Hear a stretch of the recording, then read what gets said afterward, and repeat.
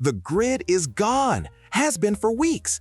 And right now, somewhere out there, someone is sitting in the dark, completely helpless, wondering why the lights won't come back on. That someone is not you. Electricity didn't disappear when the grid went down. It's still out there, locked inside millions of abandoned vehicles on every street, every highway, every parking lot within walking distance. Every dead car is a battery. Every battery is stored energy, and stored energy is power, the kind that runs your lights, charges your radio, keeps your medical equipment alive. The grid failed. Fine. It was always a single point of failure, a fragile, centralized system built by people who assumed it would never go down. It went down. So now you go around it. You become the grid. Starting today. Every abandoned car on the street is a vault. Your job is to open it. Target recently abandoned vehicles. Skip anything with heavy terminal rust, likely dead beyond recovery. Pop the hood. You're looking for a rectangular plastic case with two terminals on top, positive and negative. Here is the rule you do not break, ever. Disconnect the negative terminal first. Always negative first. The car's chassis is grounded to the negative terminal. Touch a positive cable to any metal while it's still connected and you create a short circuit. Sparks, heat, and a battery that's now useless. Loosen the clamp with a 10mm wrench. Pull the cable clear, then disconnect the positive. Remove the hold-down bracket. Lift with both hands. These weigh up to 25 kilograms. To build a 24-volt system, connect two 12-volt batteries in series, positive of the first to negative of the second. To stay at 12-volt but double your capacity, connect in parallel, positive to positive, negative to negative. That is your mobile power bank. Most batteries you find will read low voltage. Some will read 0. Before you write them off, understand what killed them. The enemy is sulfation. When a lead-acid battery sits discharged, lead sulfate crystals form on the internal plates and block the chemical reaction that produces electricity. The battery isn't dead, it's armored against itself. Your job is to dissolve that armor. The weapon is Epsom salt, magnesium sulfate. Find it in any abandoned pharmacy or agricultural supply. Dissolve 250 grams per liter of distilled water, warm water, around 60 degrees Celsius. Never tap water. Minerals in tap water contaminate the electrolyte and accelerate plate damage. Remove the 6 cell caps on top of the battery. Add distilled water first if cells are dry. Then add your solution, 10 to 15 millimeters above the plates. Now charge slowly, 1 to 2 amps over 24 to 48 hours. Fast charging at this stage destroys plates. Patience is the technique. A recovered battery reads 12.4 to 12.7 volts at rest. Anything below 12 volts means another cycle. Not every battery comes back, but enough of them do to make this worth every minute. You have batteries. Now you need to feed them. Nobody is looking at road signs right now. That is your advantage. Every highway, every major intersection, every remote stretch of road was maintained by infrastructure that needed power but had no access to the grid. So engineers solved that problem decades ago. They installed self-contained solar systems directly into the signage. Speed warning displays, flashing amber beacons, electronic variable message signs, amber alert boards, construction zone lighting. Every single one of these units contains a solar panel, a charge controller, and a sealed lead-acid or AGM battery, already wired, already weatherproofed, already tested to run in isolation. These are not cheap consumer panels. These are industrial-grade units built to survive years of outdoor exposure. A typical highway warning sign runs a 20 to 80 watt panel paired with a 20 to 100 amp hour battery. Some larger installations carry multiple panels producing over 200 watts combined. Here is how you approach them. Locate the metal housing box mounted below or beside the sign face. That is where the battery and controller live.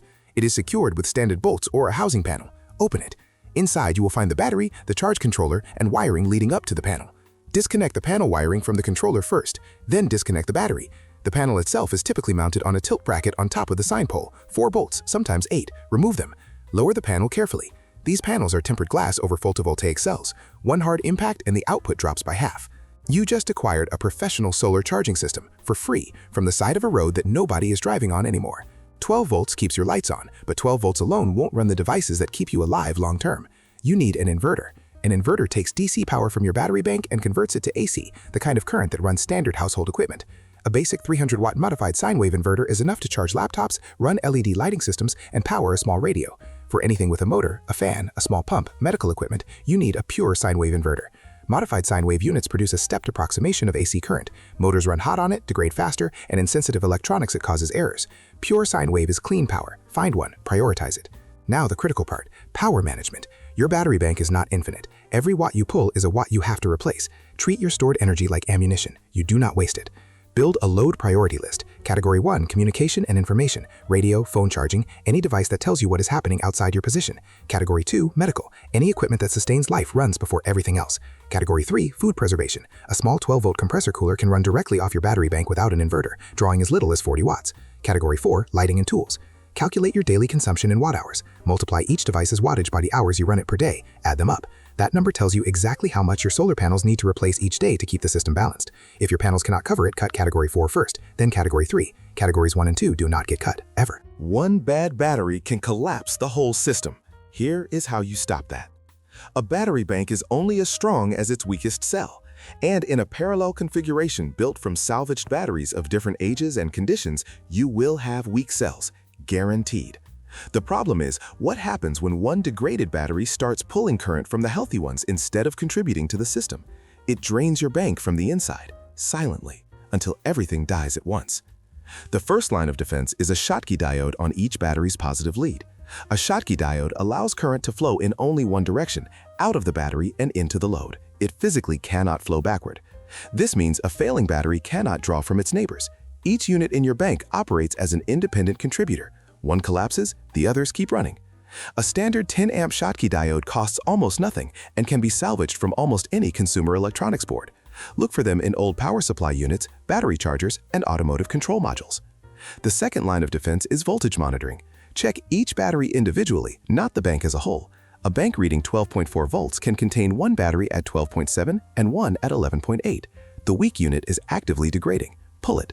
Recondition it separately or discard it. The third line of defense is physical separation by condition. Label every battery you add to the system: date of acquisition, estimated condition, voltage under load. A battery that cannot hold above 11.5 volts under a moderate load is not a power source. It is dead weight, consuming space and risking your entire setup.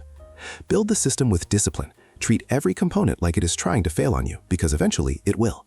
The ones who survive are the ones who built redundancy before they needed it. Here is where you stand now. You have a power infrastructure built entirely from what the old world left behind.